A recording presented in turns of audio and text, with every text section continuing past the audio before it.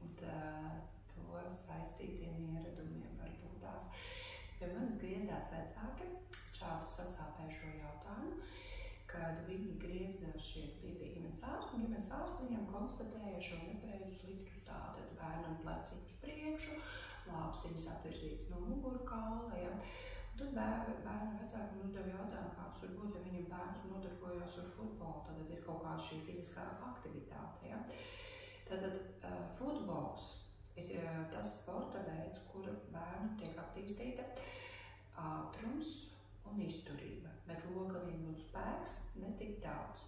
Tas ir viens. Otrs, mīļie vecāki, vai treneris šajā jūsu izvēlētajā sporta veidā, kā futbols šajā gadījumā, vai nodrošina bērnam iesildīšanos un atsildīšanos, kas ir viena no būtiskākajām šī veida treniņa daļām.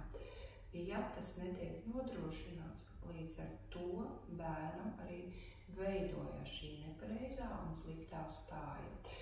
Ja jūsu treneris nav tik kompetents un iespējams varbūt nezin, kā to darīt, tad varbūt tās būtu labāk doties pie fizioterapeita, kur arī jums fizioterapeits ir parādījis un pastāstījis.